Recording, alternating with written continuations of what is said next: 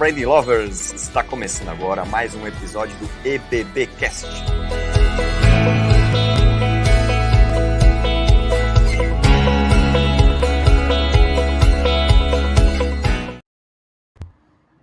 Olá! Agora é comigo. Bom, espero que vocês tenham aproveitado o máximo aí dessa maratona, dessa jornada. Hoje, né, assim, pensando numa retrospectiva, ainda temos mais algumas palestras, né, mas fazendo aí uma retrospectiva. Nossa, e vendo comentários de vocês, a gente realmente, né, assim, tem muitas pessoas por trás para fazer isso dar certo. A gente realmente está muito feliz com o resultado. Nesse momento de pandemia, nesse cenário que está, assim, muito difícil para todos. Então, levar conteúdo bom, né, e de qualidade para as pessoas de forma gratuita, eu acho que está sendo um impacto muito positivo na vida de vocês, mas na nossa também, cada um que doa aqui um pouquinho do seu tempo. Bom, muito obrigada. Vamos para mais uma palestra agora com o Bruno. Se quiserem já colocar o Bruno aqui. Oi, Bruno, tudo bem? Olá, agora com o microfone ligado. Tudo bom? Muito obrigada por ter aceito, né, o nosso convite. O Caio fez essa ponte, falou com você, mas aqui nos bastidores eles já sabem, né, tanto o Caio quanto a Suzy, que eu sou tua fã de carteirinha. Obrigado. Tenho muito. Fiz o curso com você, acho que tem 3 anos no trampo, já tem um bom tempo, e foi, assim, muito bom depois disso, né, seguir você aí nas redes também, no LinkedIn, acompanho os seus posts de diferentes, né, frentes, mas trazendo qual que é o impacto do storytelling. E quando eu fui buscar o curso, foi justamente, né, pensando como eu posso, né, me preocupar em como eu conto boas histórias. Acho que ainda tem um caminho longo para isso, mas, né, como eu uso melhor essa ferramenta. Eu acho que foi a partir daí que eu fui depois buscando me aprofundar mais. Além disso, para quem não sabe, o Bruno vai se apresentar, mas tipo, eu falando das minhas experiências aqui, né, com conhecimento também.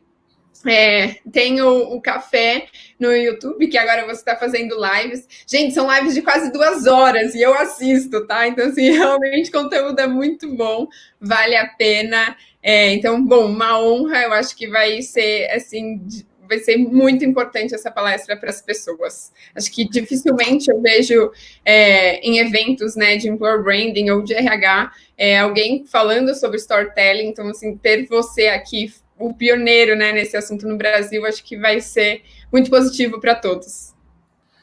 Muito obrigado. Obrigado pelo jabá gratuito aí. De curso, de café, enfim, vamos lá, né?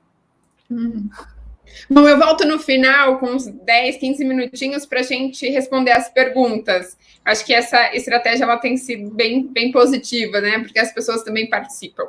Mas agora é contigo, se apresenta e estou aqui como ouvinte. Muito bem. Isso.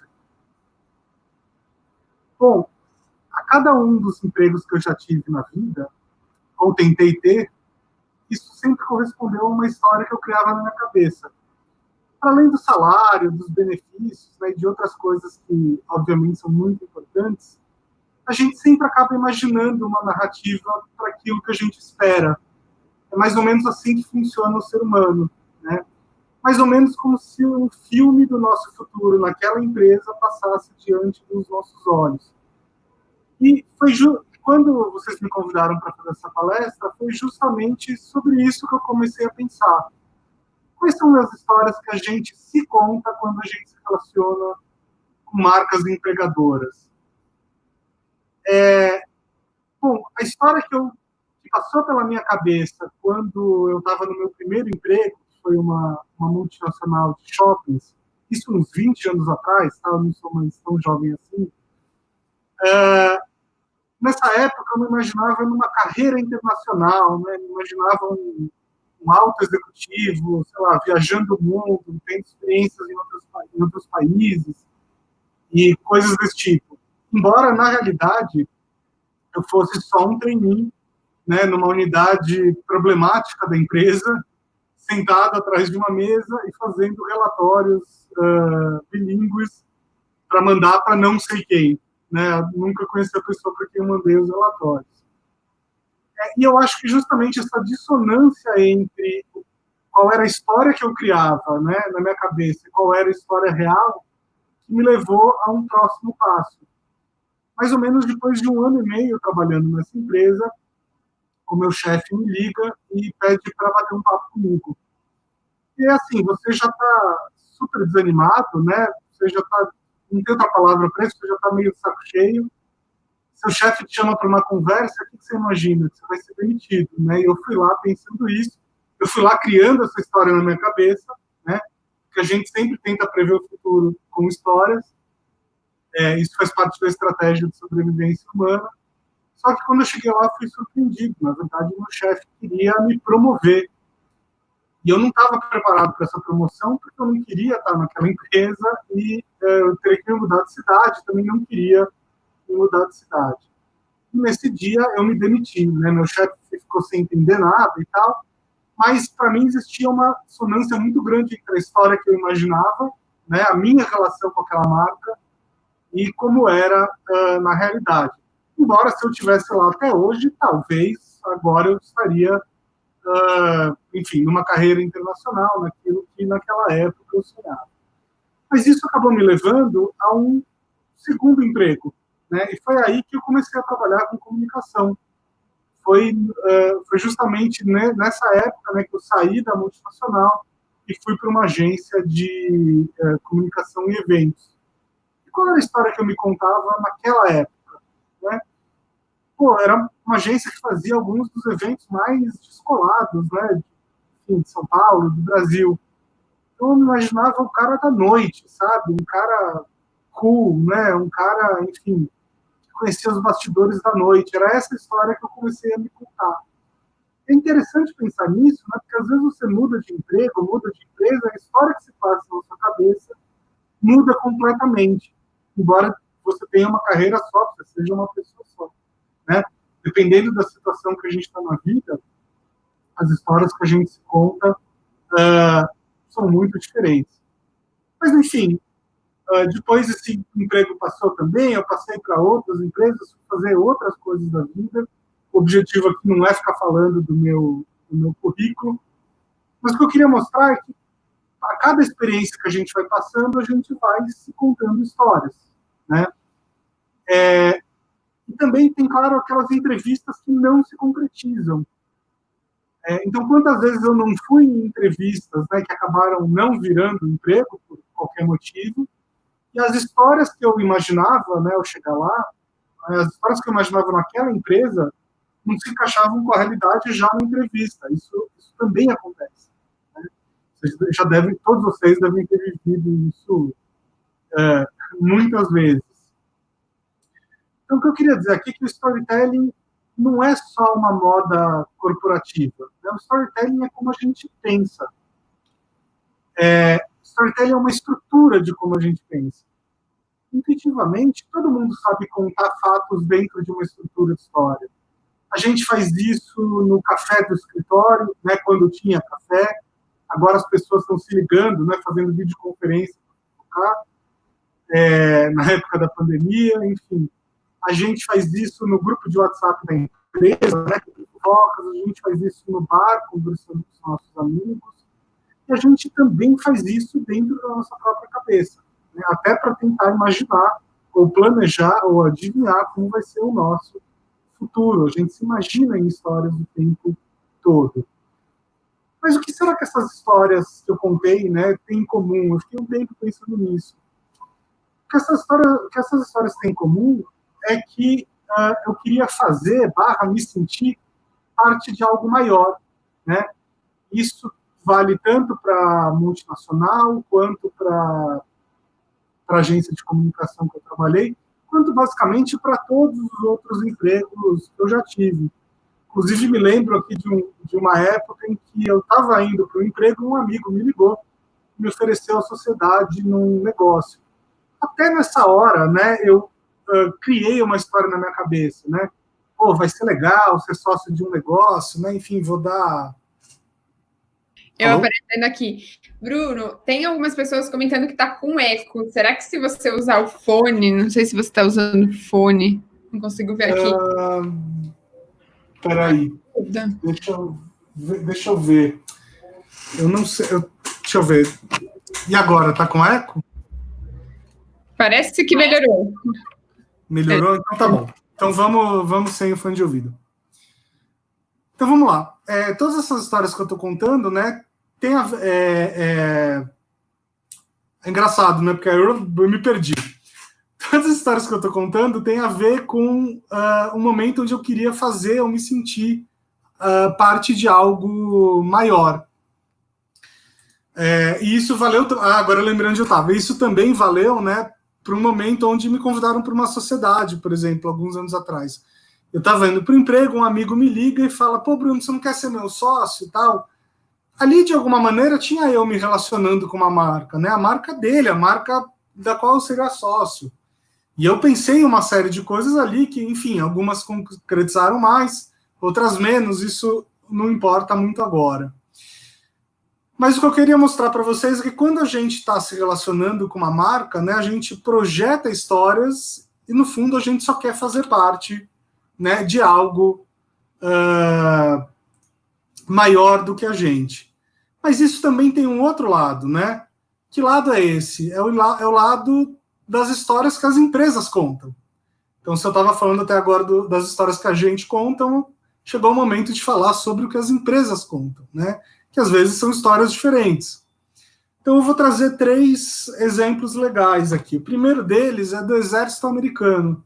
O Exército Americano é uma das organizações, né, que melhor usam o storytelling para a cultura organizacional de uma forma geral.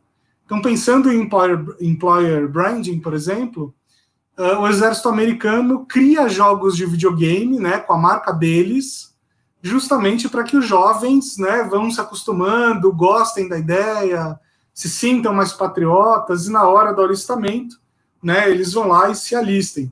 Vocês sabem que no Exército Americano não existe obrigatoriedade do alistamento, então o Exército tem que ter uma comunicação muito mais ativa do que o nosso, por exemplo, onde pelo menos todos os homens são obrigados a se alistar.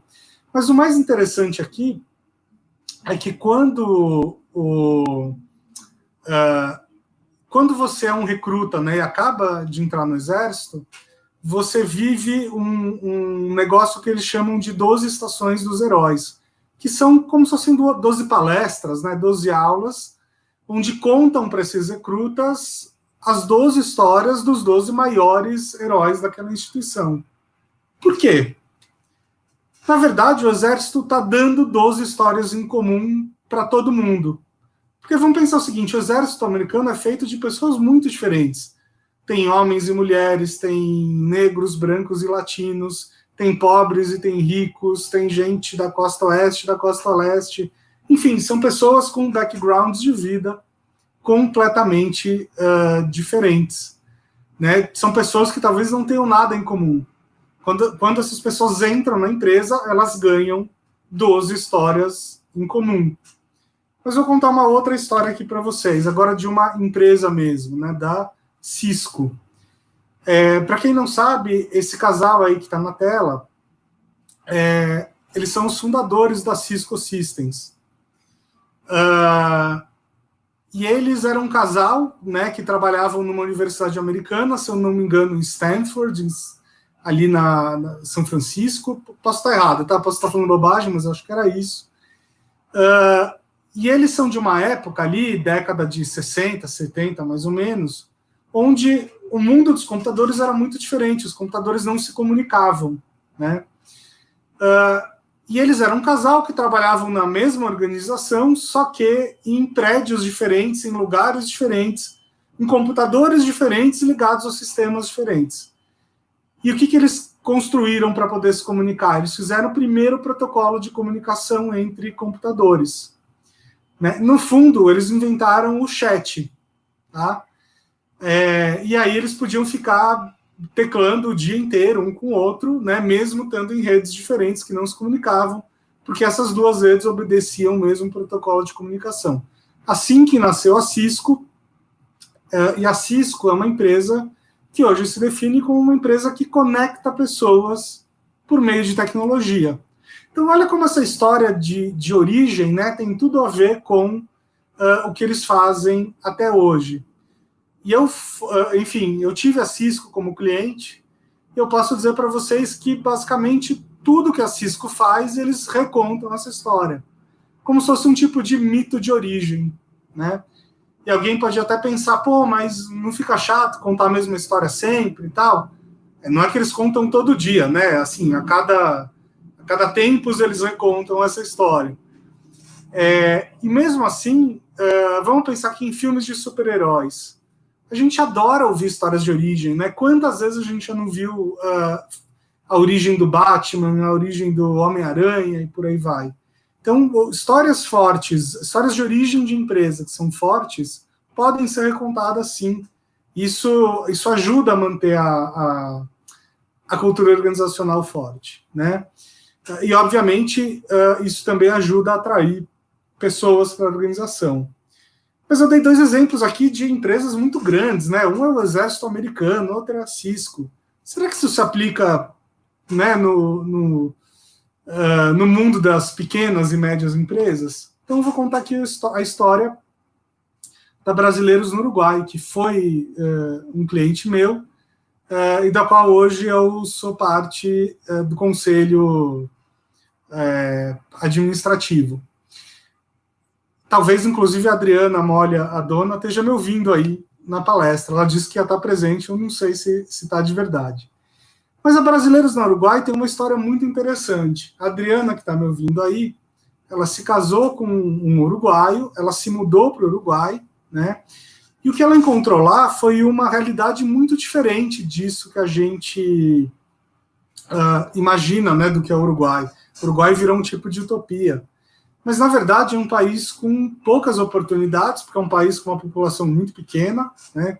O Uruguai inteiro tem cerca de 3 milhões de habitantes, e também é um país, embora seja muito progressista em certos pontos, é um país com uma cultura também extremamente machista. Então, a Adriana foi morar lá e não conseguia seguir a carreira dela, né? E também encontrava uma resistência muito grande da família, do marido dela, que estava lá, né? E aí, para se vingar de todo mundo, o que ela fez? Ela foi empreender. Ela descobriu que era uma ótima guia turística, né, com amigos que iam visitá-la, e aí ela começou a criar uma empresa de turismo de nicho, a Brasileiros no Uruguai. É claro que a indústria de turismo está num momento muito ruim por causa da pandemia, mas só para vocês terem uma ideia, antes da pandemia, a Brasileiros no Uruguai vendia o equivalente ao que a CVC vende para o mesmo destino, tá? Então, eles realmente ficaram muito grandes dentro do nicho deles. Sempre com essa cultura de que é muito mais legal você visitar um país específico guiado, né, ou com as dicas de alguém que, enfim, já morou lá, né? Que, no caso, é a Adriana. Mas o que eu queria mostrar para vocês aqui é que essa história de origem dessa empresa, que eu não posso considerar uma grande empresa, é uma história muito inspiradora, né? E que é uma história que pode ser utilizada tanto no marketing para o consumidor, quanto também como employer branding, tá certo? Porque pessoas podem se interessar em trabalhar lá sabendo que tem uma líder, né, que tem uma história tão inspiradora. E se vocês forem reparar, esses 3 exemplos que eu peguei se encaixam perfeitamente numa estrutura clássica de história. Isso aqui é uma estrutura clássica de história, gente. Um personagem em busca de um desejo, e no meio disso tudo, esse personagem vai ter que enfrentar uma série de forças antagônicas, ou pelo menos uma força antagônica, né? Alguma coisa que impede com que esse personagem chegue onde ele quer. Então, por exemplo, a Adriana lutando contra o machismo para conseguir empreender. Os dois caras lá da Cisco, né, o casal da Cisco, lutando contra computadores que não se comunicam para poderem namorar durante, enfim, o período de trabalho, né? E aí, no caso do Exército Americano, você tem 12 histórias diferentes, mas sempre nesse sentido, dos heróis de guerra, né? Se vocês forem reparar, todos os filmes, livros, séries, novelas, enfim, o que vocês quiserem, sempre obedecem esse tipo de estrutura, tá? E por que é importante que marcas contem histórias com esse tipo de estrutura? Tem um estudo de um psicólogo chamado Jeremy Brunner, onde ele descobriu que um fato tem 22 vezes mais chance de ser lembrado se estiver ancorado numa história. Né? Então, por vários motivos aí que vão da psicologia à neurociência, histórias ajudam a gente a lembrar de coisas. Né? Na verdade, emoções ajudam a gente a lembrar de coisas. Tá? Como histórias estão sempre ligadas a emoções, uma coisa acaba sendo equivalente à outra. Tá? Então, se você quer ser lembrado, pelos candidatos, né? Já que a gente está falando aqui de employer branding, contar histórias é uma coisa muito importante. Mas eu chego aqui com um problema para resolver. Né? E o problema é que nem sempre as histórias que a gente conta convergem com as histórias que as empresas contam. Quantas vezes as empresas contam uma história que ninguém quer ouvir, né?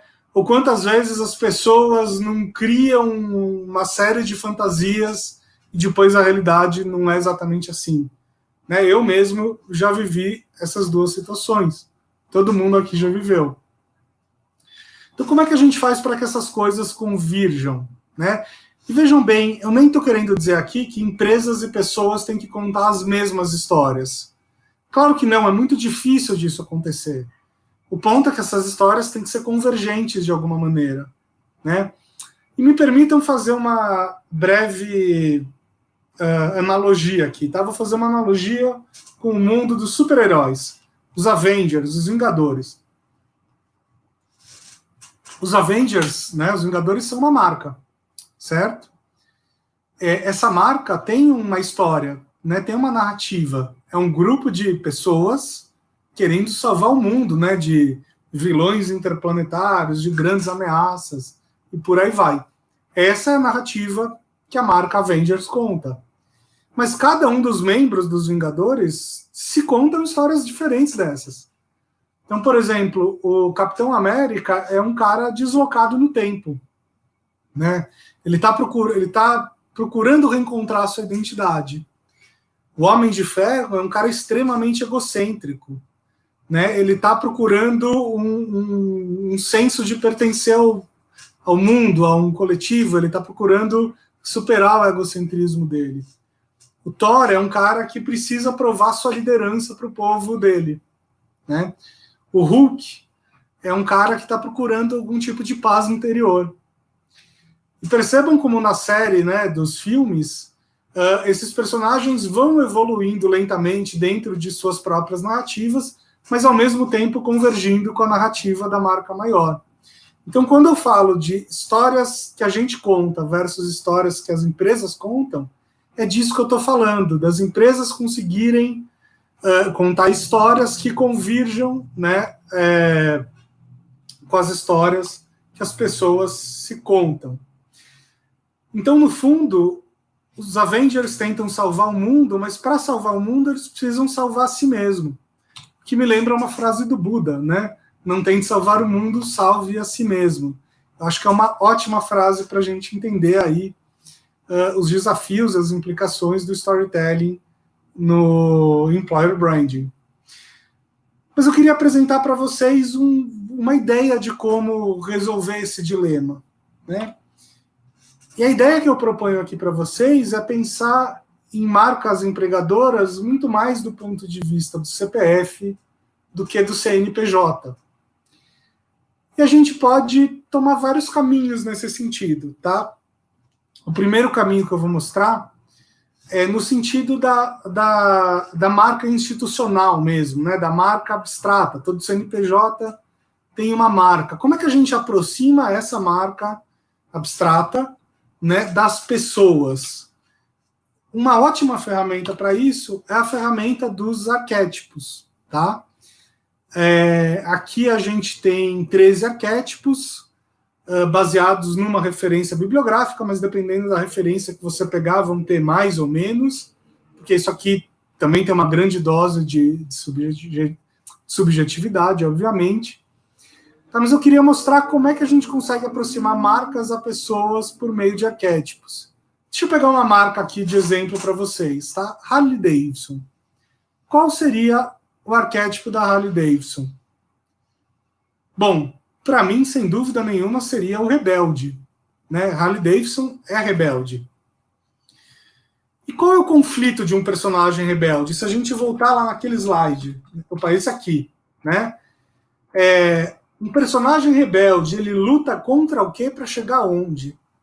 Um personagem rebelde luta contra o status quo, contra as regras, contra as leis da sociedade, ou a favor da liberdade, né? Um outro ponto de vista. Então, o personagem rebelde luta contra essas coisas. Quando a gente começa a pensar na Harley Davidson nesse sentido, você consegue conectar muito mais essa marca abstrata a sentimentos e a emoções humanas. Né? Porque, no fundo, os arquétipos, os 13 arquétipos que a gente tem aqui, são 13 facetas humanas. Né? São 13 comportamentos humanos. São 13 pontos de vista, né, de seres humanos. E quando uma marca consegue, de alguma forma, mimetizar isso ou explorar isso, ela está se conectando de uma forma muito mais profunda às pessoas. Né? Então vejam nesse sentido, a Harley Davidson não é só um fabricante de motos. A Harley Davidson luta contra o status quo. A Apple, de uma certa forma, também, aliás, né? Várias das campanhas da Apple eram nesse sentido. E aí, pensando em employer branding, será que não é interessante para a Apple ou para a Harley Davidson ter mais gente lá dentro que convergindo, né, para esse tipo de história? Pessoas que de alguma forma sejam rebeldes? Mas vamos pegar outras marcas aqui. O Google. Uma das missões do Google, né, é organizar o conhecimento do mundo. Por isso eu colocaria o Google principalmente no arquétipo do sábio. Né? O Google luta contra o quê? Luta contra a ignorância. Olha só, tem uma causa aí. Né? Uma causa, você conseguir traduzir uma marca numa causa, aproxima muito mais essa marca das pessoas. Vou pegar ainda um outro exemplo aqui, tá? Inseticidas. De uma forma geral. Inseticidas tem o arquétipo do vilão. Por quê? Porque quando você vai lá e joga o spray na barata, né, você não quer só que a barata suma, você quer que a barata morra, você quer que a barata agonize, né? Você quer que a barata entre em convulsão. É isso que você quer quando você joga o spray. Ou pelo menos a maioria das pessoas querem isso. Né? Vocês gostaram aí do meu estante aqui. Enfim. Então, olha só como, quando você assume a vilania, né, para uma marca de inseticida, olha como você torna essa marca mais humana. E isso serve tanto para fora, né, para o consumidor, quanto para dentro. Né? A gente pode falar aqui tanto de marca empregadora, quanto de cultura organizacional. Tá? Então, os arquétipos são uma ótima ferramenta para deixar sua marca mais CPF e menos CNPJ. Mas ainda existe um outro ponto de vista, uma outra faceta dessa discussão. Né? Bom, enfim, isso é o que eu já falei. Arquétipos colocam sua marca em sincronia com desejos humanos. Mas vamos para outra faceta aqui.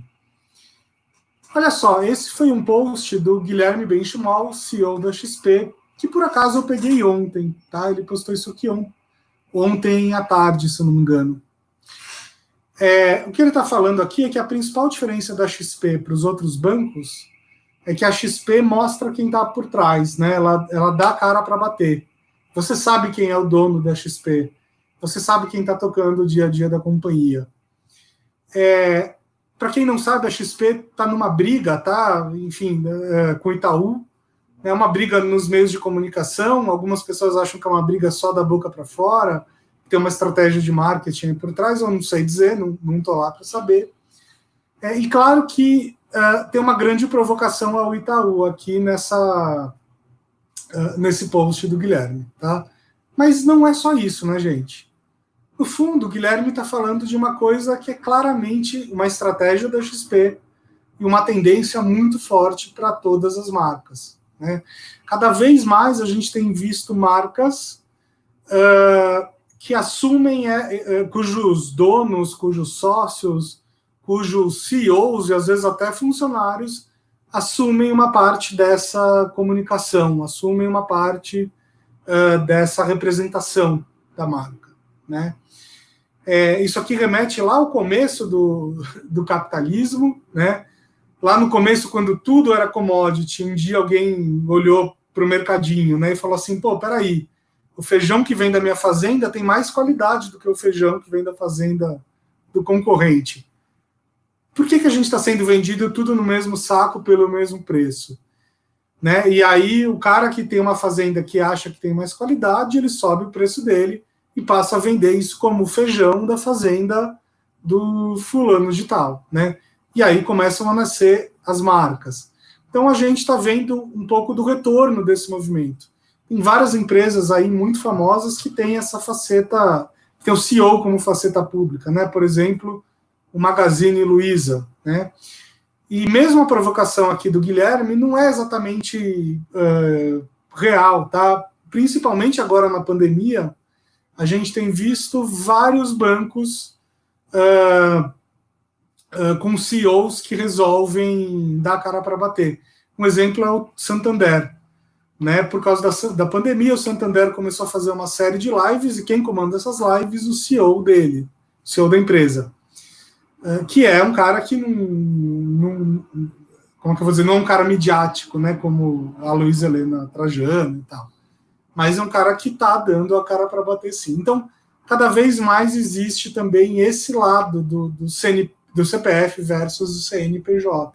E a gente vê que isso é uma estratégia clara da XP por esse print. Olha só, esse é um print que eu tirei da home deles de alguns meses atrás. Hoje mudou um pouco, tá? Por causa da pandemia, por causa dessa briga com o Itaú. Mas até um tempo atrás, se você entrava no site da XP, tinham lá 2 botões. Abra sua conta, óbvio, né? Enfim, eles querem que você vá lá e abra sua conta. É o call to action deles. E saiba mais. Saiba mais sobre o quê?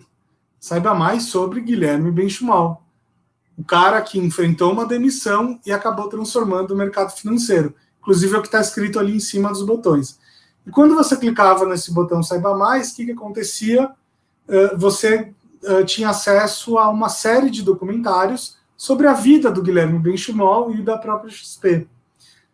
Por que a XP faz isso? Né? Porque, primeiro, é muito mais fácil que as pessoas se identifiquem e se engajem com outro ser humano do que com algo abstrato. Né? E segundo, que tudo que... Assim, a XP é um lugar onde as pessoas deixam o dinheiro delas lá. Tudo que elas querem é que o consumidor, né, o cliente, tenha uma confiança enorme neles. Porque você quer ter confiança no lugar onde você deixa o seu dinheiro, certo? Como é que eles criam essa sensação de confiança? Eles escancaram a vida do CEO para você. E assim você começa a ter essa sensação de proximidade, quase uma intimidade. Eu não sei quais são as estratégias da XP para captar funcionários, tá? Mas eu tenho certeza que isso também impacta nessa estratégia. Porque é claro que você quer trabalhar, né? Claro que você quer fazer parte de uma história dessas. Não é uma história qualquer. Não é uma empresa procurando, sei lá, satisfazer os acionistas e stakeholders. Sabe aquelas placas bem chatas, assim, que tem em algumas empresas? Missão, nossa missão é satisfazer os stakeholders. Meu, essa não é a missão de ninguém na vida. Isso não converge com a história de ninguém. Agora, transformar o mercado financeiro, participar disso, isso converge as histórias das pessoas. Né? Então, eu queria encerrar aqui minha apresentação com uma frase da Maya Angelou. Maya Angelou foi uma ativista negra, que morreu até pouco tempo atrás. E a Maya Angelou falava que as pessoas vão se esquecer sobre o que você disse, as pessoas vão se esquecer sobre o que você fez, mas as pessoas nunca vão se esquecer sobre como você as fez se sentirem. Que aí eu pergunto para vocês que estão me ouvindo agora, como a sua marca empregadora faz seus candidatos e funcionários se sentirem?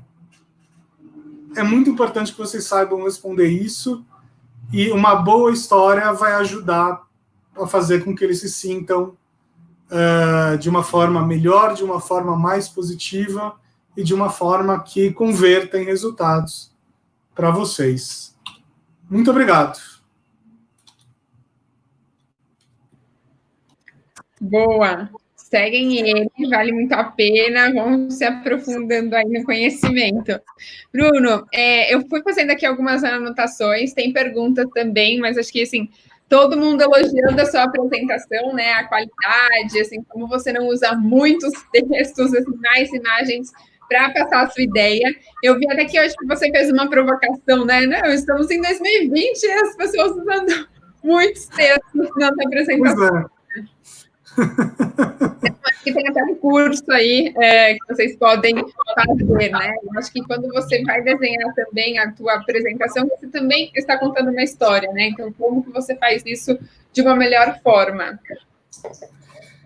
O truque aí é não começar pelos slides, né? É engraçado como no mundo corporativo, eu posso falar isso porque eu já fui essa pessoa também, né? Mas no mundo corporativo a gente ganhou esse vício. Tipo assim, eu preciso fazer uma apresentação. Qual a primeira coisa que eu faço? Abro o meu PowerPoint e saio jogando informações. Depois eu vou pensar como é que eu vou amarrar essas informações. Tá errado, né? A apresentação não é o seu PowerPoint. Sim. A apresentação é sua voz, é o seu gesto, é o encadeamento das ideias. Tem um monte de coisas muito mais importantes do que o seu PowerPoint. Não que o PowerPoint não seja legal, tá? É super legal. É ótimo, usem. Usem à vontade. Mas então vou até dar um exemplo. Quando eu comecei a pensar em que eu ia falar hoje aqui para vocês, minha primeira coisa foi pegar uma folha sulfite, que é basicamente essa folha aqui, sentar numa mesa e começar a desenhar. Eu vou falar primeiro sobre o que, depois eu vou para onde, aí como é que eu vou amarrar isso. PowerPoint foi a última coisa que eu fiz. Essa é a melhor dica que eu posso dar. Sabe que eu lembro que quando eu trabalhei por quase 4 anos no Groupon, né? E eu sentia que eu já estava no fim do ciclo, né? Eu falei assim, nossa, preciso me mover, né? Buscar novas oportunidades. E as primeiras entrevistas que eu fiz, elas foram muito ruins, assim, estranhas. Eu falei assim, nossa, parece que eu não fiz nada nesses 4 anos, eu não estou conseguindo contar minha história. E aí eu fiz esse processo mais criativo no papel mesmo. Bom, deixa eu pensar quais foram os grandes marcos, que são histórias que eu tenho que levar, né? Então, muito mais pelo fato de ter trabalhado no Groupon, mas o que eu fiz, quais são as histórias que as outras pessoas que estão me ouvindo vão se interessar. Então, esse é um exercício muito importante, né? Porque, assim, até pensando em employer branding, a todo momento a gente está vendendo projetos dentro da organização, né? Dentro da empresa, e é um tema novo, então, assim, tem que fazer lá, mas vai fazendo aí, sabe? Mas quando você apresenta grandes projetos, né, com impacto, com investimento, você tem que ter essas questões muito bem estruturadas também. Bom, e tem muita gente, assim, querendo saber mais sobre os arquétipos e pedindo se você pode fazer alguma analogia, trazer alguns exemplos. Claro que não tem como a gente passar por todos, mas, sei lá, trazer ou o explorador ou o cara comum, como que isso, né, isso se exemplifica, assim. Posso. Quer compartilhar minha tela? A gente vê os arquétipos de novo. Espera aí, aqui. Bom. Então, olha só, gente, eu vou dar alguns exemplos aqui, tá? Por exemplo, que marca que é herói? Nike, né? Porque Nike tem aquela coisa do just do it, né? Tipo, vai lá e faz, sei lá, enfrente os obstáculos, faça o impossível. Que marca é governante? Governante não é necessariamente do governo, tá? Governante é no sentido de a marca que assume uma identidade de liderança. Ela é líder, ela se comporta como líder e por aí vai. Um exemplo aqui, Petrobras, né? Petrobras é líder de um setor no Brasil, ela se comporta assim, ela até é mais ou menos monopolista de uma certa forma, então tem tudo a ver. O Facebook também, tá? Que marca é prestativa? Para que essa eu não lembro agora, deixa eu pensar um pouco aqui. Que marca pode ser prestativa?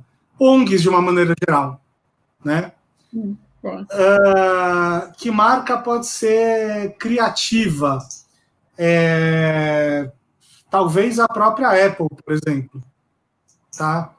Talvez uma Disney. Não, Disney eu colocaria mais em mago, tá? Mas a Apple acho que funcionaria bem em criativo. Lembrando que é claro que tudo isso é um exercício muito subjetivo, tá? Não está escrito em pedra em nenhum lugar que as respostas que eu estou dando são as exatas, porque isso aqui não é uma ciência exata. Marca exploradora, Sidewalk. Vocês lembram do Sidewalk, que tem shopping e tal? Né, tem toda uma identidade de ser explorador e tal. Mago, né? Já falei, Disney. Bobo da Corte, chocolates M&M's. No Brasil isso não aparece muito, tá? Mas lá fora os M&M's têm... Cada chocolatinho tem uma personalidade muito bem definida. E eles são meio engraçados, eles são meio palhaços, num certo sentido. Então a marca está muito ligada a isso. Inocente, Johnson's & Johnson's, né? Principalmente a linha de bebê. Amante, praticamente todas as marcas de perfume. E cara comum, peraí que eu tinha uma boa de cara comum que eu esqueci agora aqui. Dove, que fez aquela campanha da Real Beleza, né? Que basicamente fala para as mulheres assim, você não precisa ser a super gostosa. Você pode ser você mesma e estar feliz e se aceitar, né? Então, bom, engraçado, né, como isso gera curiosidade nas pessoas. Aqui tinha uma chuva de comentários. Não, fala mais, como que isso, né, se traduz no dia a dia. É muito interessante. Eu lembro que eu peguei isso, mas para fazer uma dinâmica interna no time, né, então para as pessoas poderem se conhecer um pouco melhor. Então, eu passei lá um link que tem um pouco mais nas descrições, e foi uma dinâmica interna para as pessoas, né, para a gente se conhecer um pouco mais, então trazer mais o que é a pessoa sem ser ali só o trabalho. Foi interessante, foi divertido. Uma pergunta... Uma coisa legal é que dá para aplicar isso também à pessoa física, tá? Então, por exemplo, se você que está me ouvindo aí tem uma equipe ou faz parte de uma equipe, façam esse exercício com a própria equipe, né? Pergunte assim, pessoas, em qual arquétipo vocês me encaixariam? Porque aí você começa a entender como é que as pessoas te enxergam, né? E dependendo da resposta, pode ser super interessante ou você pode concluir que você tem que mudar alguma coisa no seu jeito de expressar, tá?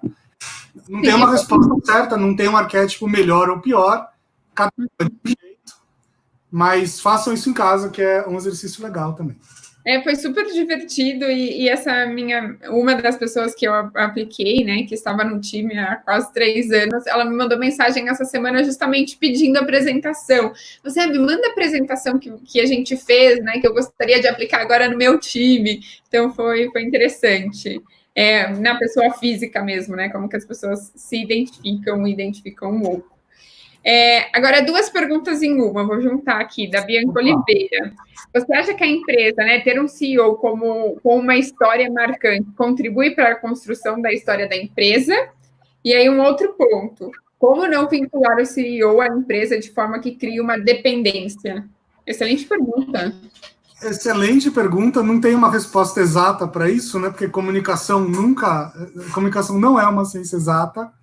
Mas eu acho que a gente pode pensar em termos de prós e contras, né? Qual que é o pró de uma empresa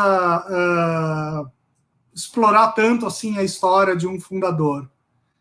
O pró disso é que, ou a parte boa disso, é que, como eu disse, as pessoas se engajam e se conectam muito mais com outros seres humanos do que com marcas abstratas, né?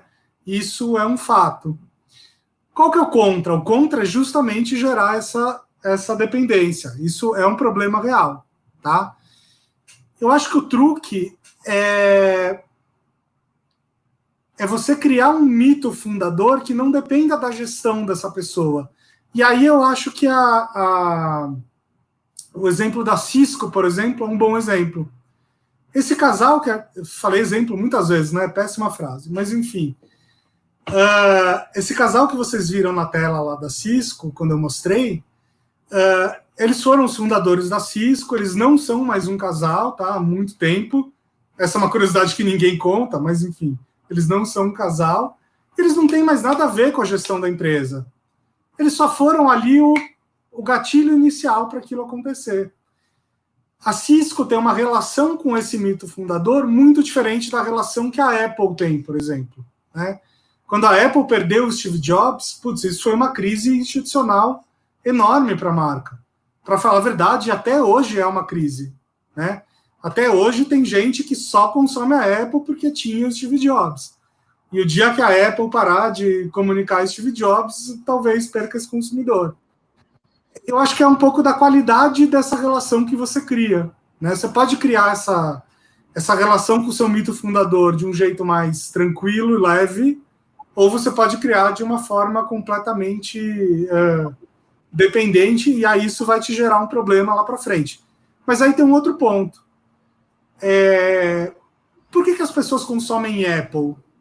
Claro que tem um fator racional aí, né? O computador é mais bacana, tem um design XPTO, mas no fundo, a maior parte dos fãs da marca tem uma relação emocional muito grande com o Steve Jobs. E aí minha pergunta é, se a Apple não tivesse explorado essa relação, será que a Apple estaria onde está hoje? Eu acho que não. Uau! Então, criou uma dependência, mas ao mesmo tempo ela nunca teria chegado lá sem isso. Então, não tem uma resposta clara, mas acho que é para todo mundo pensar sobre. Mas é um grande desafio, né? Porque, assim, empresas mais tradicionais, querendo ou não, como fazer essa transição de uma maneira mais natural?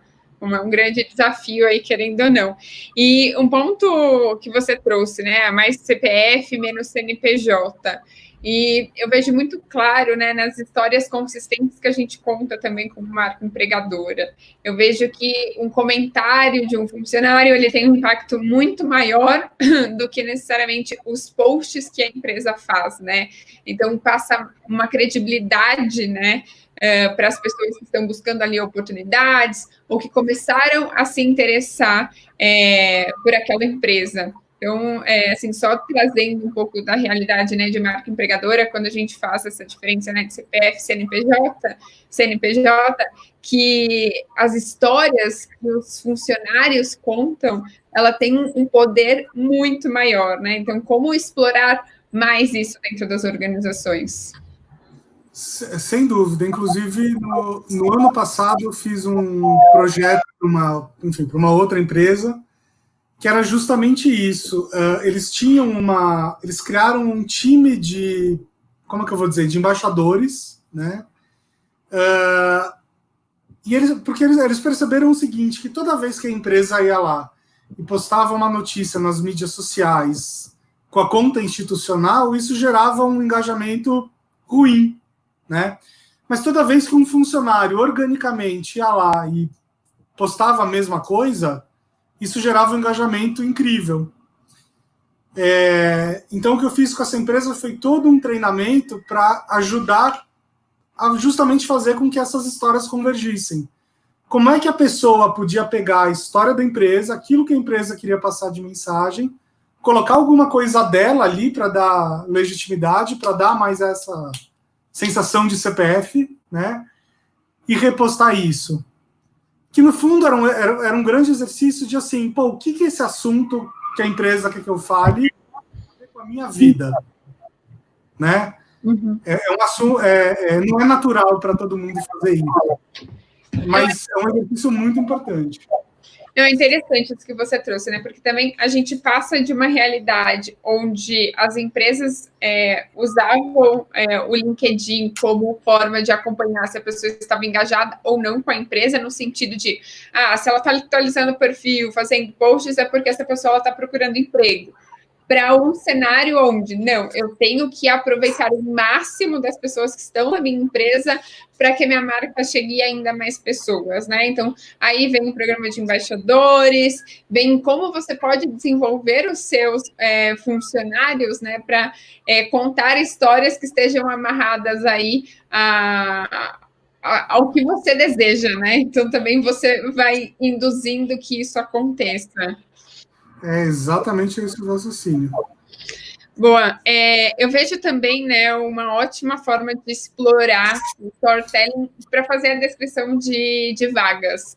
É interessante a descrição de vagas. Sim, quando eu olho, né, referências assim, principalmente de fora, sei lá, Airbnb, Apple, enfim, as descrições elas são tão ricas, então, claro, tem uma parte que são competências que a pessoa ela precisa ter para aquela oportunidade, mas como que você traz um pouco do que é a realidade da tua organização, né? Porque, sei lá, um analista de recrutamento e seleção dentro da empresa A é diferente dentro da empresa B, né? Quais são as diferenças? O que você busca? Como que é o time? Então, acho que explorar isso até mesmo dentro, né, das descrições de vagas, né, que às vezes está mais no dia a dia de quem está nos ouvindo, que são coisas que você já consegue colocar em prática, pode ser uma excelente oportunidade também. Ah, sem dúvida. E aí eu lembro um amigo meu, que é o Rafael Martins, CEO do Share, que todas as vagas que ele coloca na internet tem essa pimenta a mais, né? E às vezes ele coloca no meio de uma descrição de vaga coisas do tipo, sei lá, o candidato precisa acompanhar a série tal. Claro que não precisa, né? Não é isso que vai, enfim, tirar ou colocar o candidato dentro da empresa. Mas isso mostra uma coisa de um jeito, mostra primeiro que a empresa é brincalhona, né? Mostra que o ambiente provavelmente é descontraído, mostra que as pessoas que estão lá gostam de cultura pop de uma forma geral. Então você não precisa replicar exatamente essa piadinha, então, mas você precisa achar alguma coisa que seja da cultura da sua empresa e colocar ali. Isso é bem legal.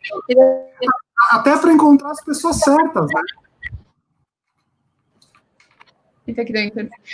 Exato, para encontrar as pessoas certas e você não ter tantos candidatos, mas candidatos assertivos aí para a tua oportunidade. Exatamente. Tá dando um pouco de eco, né? Eu vou tentar voltar o fone de ouvido aqui, vamos ver. Vamos lá. Bom, e voltando para os arquétipos, não tem jeito, que vamos voltar para os arquétipos.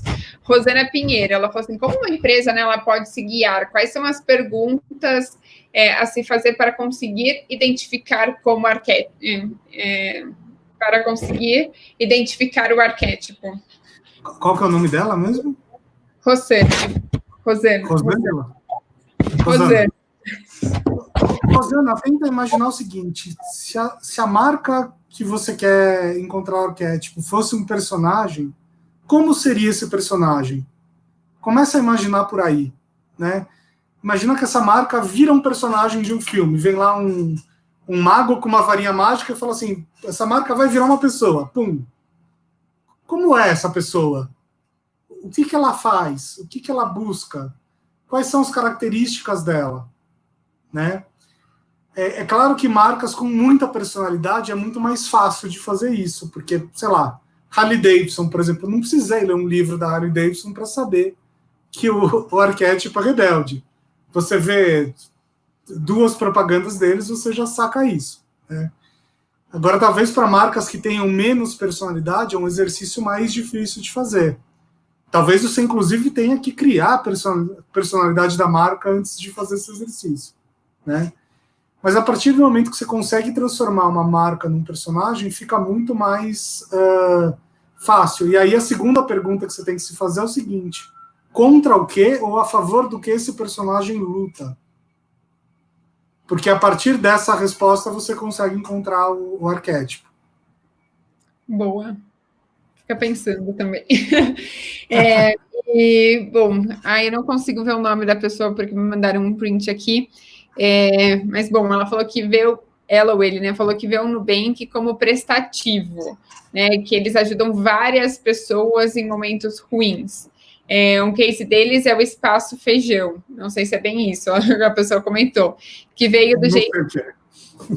Sabe? Espaço Feijão, não sei. Não, mas aí tem mais. Que veio do jeito que uma cliente chamava seu bebê quando estava grávida e virou Espaço Maternidade no Nubank. Mas, enfim, tendo aí as pessoas já tentando fazer esse processo de identificação. A gente vai colocar aqui na tela o link da pesquisa da NPS para vocês já irem preenchendo e o link que vai estar aí também no chat, tá bom? E, Bruno, para a gente ir encerrando também, assim, tem muitas pessoas elogiando, agradecendo a sua palestra, sempre bom ouvir. E para quem quer continuar, né, explorando, descobrindo aí as coisas que você faz, todo momento trazendo alguma novidade, o que você está fazendo nesse momento e como que as pessoas te encontram? O que eu estou fazendo nesse momento? Bom, segunda-feira tem um curso online meu, que é o... Pode fazer jabá, assim, na cara dura? Pode? Eu já fiz, né? Tipo, sem querer. Já fez, é verdade. Na segunda-feira tem o ECO, que é Essencial da Comunicação Online, é um curso meu e do meu sócio, Paulo Ferreira, onde a gente vai ensinar justamente as pessoas a se comunicarem melhor por vídeo, né? Que é uma demanda super atual, só existe comunicação por vídeo hoje em dia. No momento. Então foi um curso montado justamente para isso. Quem quiser conhecer mais da minha empresa, www.storytalks.com.br, e também toda semana a gente faz o Story Talks Café, que é uma live com um convidado que sempre fala de um tema aí ligado à narrativa, storytelling, coisas do tipo. O próximo programa vai ser na terça-feira, às 20 horas, com o Luiz Felipe Barros, que é o VP Global de Marketing da Bembev. Então, sintonize aí no nosso canal, só procurar Story Talks no YouTube que vocês encontram. Eu assisti, acho que na semana passada, da Nilma, acho que é isso, sobre personal branding, foi bem interessante, né? Porque, querendo ou não, a gente também tem que usar isso no nosso dia a dia, né? Assim, todo mundo já tem a tua marca também, mas será que eu estou, né, passando realmente o que eu quero? Então, acho que é interessante, assim, esse autoconhecimento, foi bem interessante. A Nilma foi, acho que semana retrasada até, não sei, agora eu também já não lembro. Eu assisti na semana passada, mas foi assistindo algumas fases, né, porque são 2 horas. São 2 horas. E está disponível em podcast também, então se vocês procurarem Story Talks no Spotify, no Deezer, no Apple Podcasts ou no Google Podcasts, vocês encontram lá, e aí fica mais fácil de ouvir, né, porque você vai ouvindo enquanto lava a louça, passeia com os cachorros, enfim. E por aí vai. E eu vou estar também no podcast da EBB, né? A gente vai gravar, se eu não me engano, semana que vem. Fiquem atentos aí. Bom, Bruno, muito obrigada. Eu, né, como sempre, gostei, mas a gente já recebeu aqui vários comentários também. E acompanhe aí o Bruno nas redes sociais. Obrigada! Muito obrigado, pessoal. Tchau.